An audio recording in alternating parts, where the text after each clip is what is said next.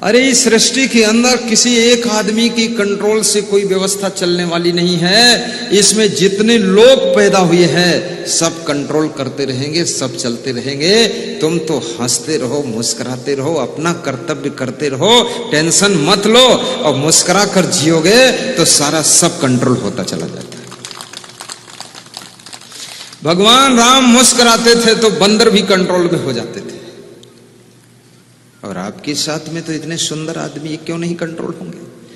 सासू को कला सिखा देता हूं कि बहू के पास बैठकर थोड़ा मुस्कुराया करो और कहो कि बहू तेरा बहुत दिनों से इंतजार था, आई तो है पर देर में तू आई है और तेरे आने से मेरा दिल भर गया, धन्य है तू। बहू सोचेगी वाह मेरी भी कीमत है इस घर में कुछ। और फिर 3 दिन बाद कहो बहू मेरा दिमाग काम नहीं करता, उम्र ज्यादा हो गई है, अब तू ही संभाल। तो बहू ऐसे दौड़ दौड़ कर काम करेगी तो डबल बेड पर बैठकर मुस्कुराओ कि जय बजरंगबली, दौड़ती रहो तो झंझट खत्म। लेकिन सासें उल्टा बोलती हैं, वह कहती बहू तू रानी, घर में कर कोई परेशानी तब मुझे हो हैरानी, और मैं तुझे पिलाऊं पानी क्योंकि मैं पूर्व जन्म की तेरी नानी।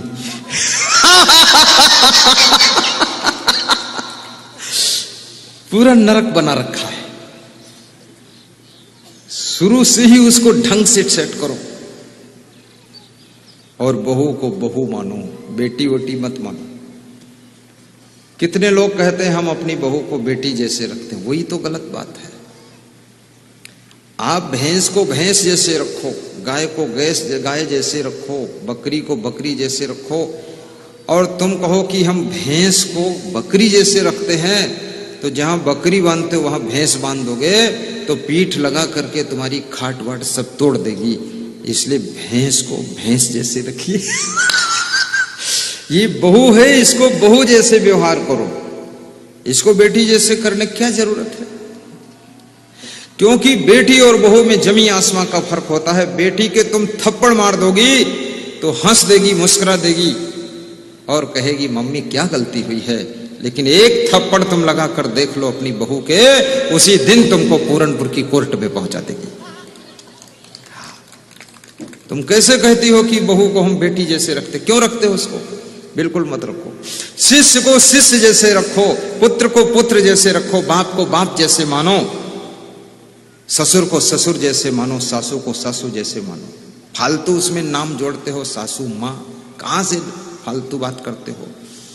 सासू सासू है, माँ माँ है, हवाई जहाज है, साइकिल साइकिल है, गुरुजी गुरुजी है, संत संत है, जो जो है उसको वो मानो आप, उसमें एक में ज्वाइंट क्यों करते हो। और यदि सासू को सासू मानकर तुम रहोगे तो आपके घर में शांति ज्यादा रहेगी। क्योंकि हर बेटी अपनी मां के साथ में खटमटाई कर सकती है, गलती कर सकती है, जिद कर सकती, हट कर सकती है, लेकिन वो सारी आदत अगर सासू के सामने करेगी तो सासू तो एटम बम का विस्फोट कर देगी। सासू इतना बर्दाश्त नहीं कर सकती जितना तुम्हारी मां सह सकती है। इसलिए सासू से थोड़ा डरा करो, डरने से गलतियां कम होती है। गुरु से भी डरा करो, अपने से जो बड़े हैं उनसे डरा करो, और बहू से भी डरा करो। डर करनी डर परम गुरु, डर पारक डर सार, और डरत रहे ते ऊबर गाफिल खाई मार। डरने वाले गलतियां कम करते हैं, और किसी को न डरने वाले बहुत बड़ी बड़ी गलतियों में गिर जाते हैं।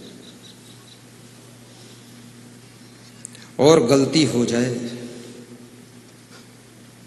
एक बार गलती हो जाए तो उसे भूल कहते हैं। क्या कहते हैं? भूल कहते हैं।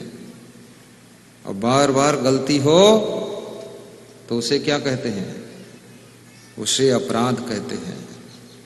और जिंदगी भर गलती हो तो उसे क्या कहते हैं? उसे क्या कहते हैं? मत बोलना, मालूम ना हो, फंस जाओगे बुरी तरह से। एक बार गलती हो तो उसे भूल कहते हैं, और वही गलती बार बार हो तो उसे अपराध कहते हैं, और वही गलती जिंदगी भर होती रहे तो उस आदमी को क्या कहते हैं? उस आदमी को जानवर कहते हैं। वो बैल है, गधा है, कभी संभलने वाला नहीं है।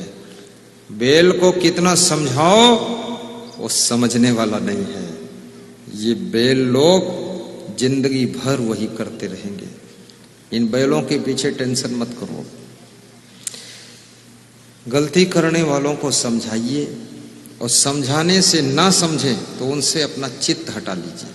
कहिए कुछ मत, दिल हटा लो, अंदर से छलांग लगा दो। उनके लफड़े में जिंदगी अपनी क्यों बर्बाद कर रहे?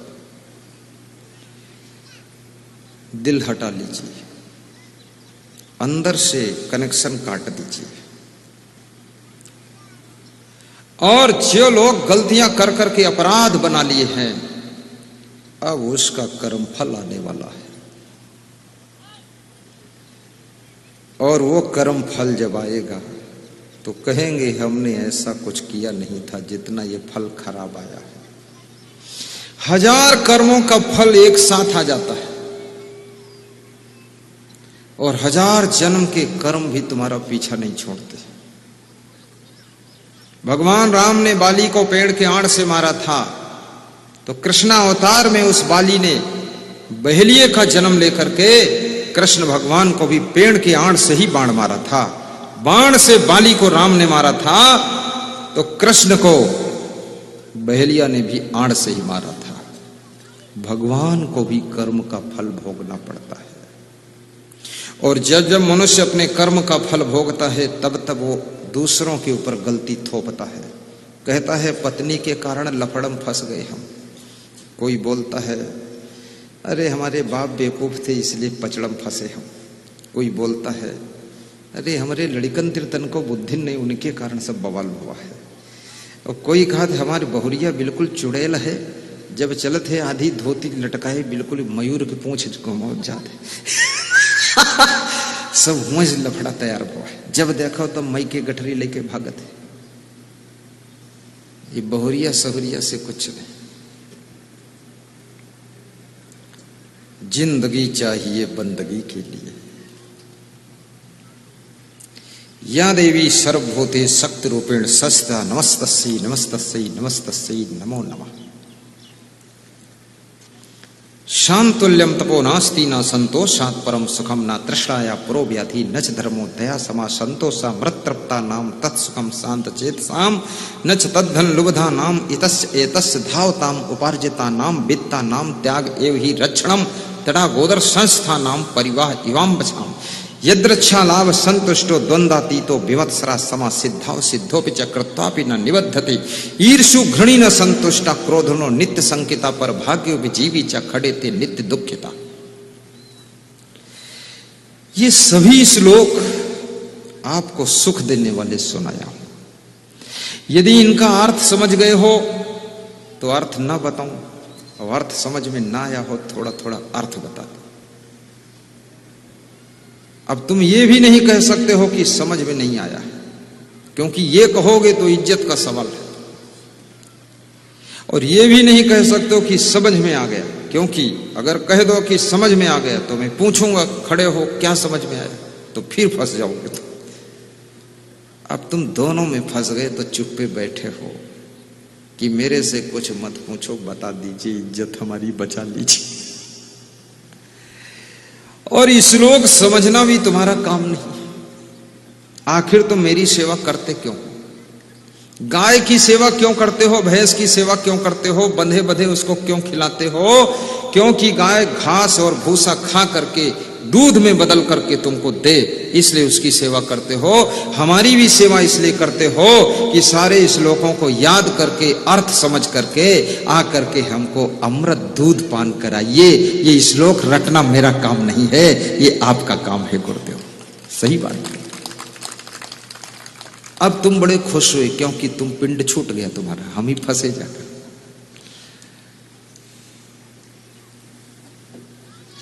क्या है भाव?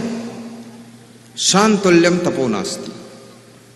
शांति से बड़ा कोई तप नहीं। शांति से काम भी कीजिए और शांति से भोजन भी कीजिए। कितने लोग भोजन भी करते हैं, इतना हड़बड़ी गड़बड़ी में करते हैं कि उनको पता ही नहीं चलता क्या खाया।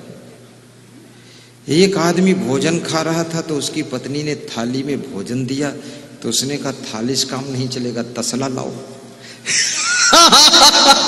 तो तसला लाई तो तसला में उसने रोटी भात दाल और सब्जी सब एकम मिला के और अंगुलियों से सब मिक्स करके सान मार के उठा के और फटाफट फटाफट 2 मिनट में खा के निकल गया। तो पत्नी ने कहा कि इतना हड़बड़ क्या है? बोले तेरे को क्या पता है। भोजन मौन खाइए और चबा चबा कर खाइए और प्रसन्न होकर खाइए और भोजन के समय बात मत कीजिए और भोजन परोसने वाले भी बात मत करें। भोजन के टाइम बोलिए मत और भोजन मंद मंद मुस्कुरा कर खाइए। देखिए आपका भोजन आपके शरीर में बहुत खून बनाएगा। और भोजन हमेशा कैसा भी बना हो लेकिन थोड़ा बनाने वाले को भी धन्यवाद दे दीजिए। तेल मिर्च मसाला घी कम से कम डालिए। ये मुट्ठी मुट्ठी जीरा मत डालिए। ये झोंका झोंक हल्दी पूरा पाउडर का पैकेट लेकर उसी में खर खर खर खर गिरा दिया, कोई नाप तौल नहीं है। इससे तबीयत खराब होगी, स्वास्थ्य बिगड़ेगा। पिपिया भर तेल डाल के सब्जी बनाओगे, पूरा पेट में तेल ही तेल भर जाएगा, तेल का पीपा पेट हो जाएगा तुम्हारा। इतना तेल मत खाओ, तेल भी ज्यादा नुकसान करता है। कम से कम तेल में पकाइए और कम से कम मिर्च मसाला जीरा धनिया सब डालिए सब चीज।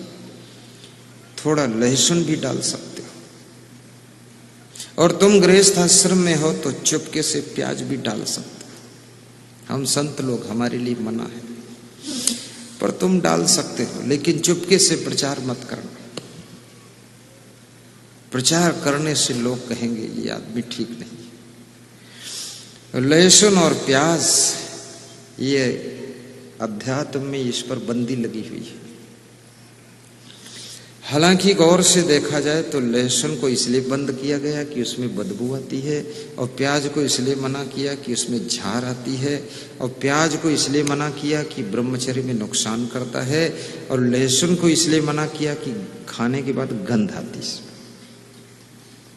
लेकिन लहसुन में जो गुण है वो आज बता देता हूं। लहसुन खाने वाले व्यक्ति का कभी हार्ट अटैक नहीं होता, कोलेस्ट्रॉल नहीं जमता है। लहसुन खाने वाले के जॉइंट दर्द नहीं होते, लहसुन खाने वाले के पेट में गैस नहीं बनती है, और लहसुन खाने वाले का खून गाढ़ा नहीं होता, पतला दौड़ता रहता है, और लहसुन खाने वाले लोग कभी भी कमजोर नहीं होते। और लहसुन ब्रह्मचर्य में भी मजबूती देता है, और प्याज खाने से लू नहीं लगती है। ये आम की जो चटनी है, कच्चे आम की, इसको खाने से गर्मी से लड़ने की शक्ति पैदा होती है आपके अंदर। प्याज में बहुत शक्ति है। पुदीना भी बहुत फायदेमंद है। और थोड़ा सा खीरा ककड़ी भी खा लिया करो, और गर्मियों में मूली भी खा लिया करो। सर्दियों में सुबह सुबह मूली खाया करो। 1 मूली सुबह खाली पेट खा लो, पेट की सारी बीमारी खत्म कर देगी। और 2 मूली खाओगे तो पेट भी खत्म कर देगी। हाँ, मूली बहुत फायदा करती है। 1 गाजर भी सुबह सुबह खा लिया करो। थोड़ा अमरूद खा लो, थोड़ा पपीता खा लो। यस्य पिता नास्ति तस्य पिता पपीता। जिसका पिता नहीं है उसका पिता पपीता है। पपीता को इतना ऊंचा स्थान दिया गया है कि अगर तुम्हारे पिता नहीं है तो पपीता को पिता मान लो, वही है। क्योंकि पिता भी पेट का इंतजाम तुम्हारे करता है, और पपीता भी तुम्हारे पेट का, पूरे शरीर का सेटिंग करता है। जिनको शुगर है पपीता उनके लिए रामबाण है। जिनको शुगर है टमाटर रामबाण है। जिनको शुगर है चना रामबाण है। और जिनको शुगर है बहुत चीजें छोड़ने की जरूरत नहीं, केवल चावल छोड़ दीजिए, चीनी छोड़ दीजिए, आलू छोड़ दीजिए, कंद, कंद वाली चीजें बंद, जैसे घुइयां है, आलू है, जमी कंद है, ये बंद। कंद पूरा बंद, फिर हो जाओ निर्द्वंद, एक हफ्ते में शुगर खत्म। और जिनको ज्यादा शुगर है उनको ज्यादा हंसना चाहिए, खाम खा हंसो, हंसने की बात नहीं तो भी हंसो। और गांव की गलियों में हंसते हंसते निकल जाओ, गांव के लोग कहेंगे पागल जा रहा है तो और हंसो, तो लोग कहेंगे पूरा पागल है तो मुड़ करके हंसो उनकी ओर, तो लोग कहेंगे दिमाग फेल है, तो उनसे बता दो जिसका दिमाग फेल होता मुड़ कर नहीं हंसता।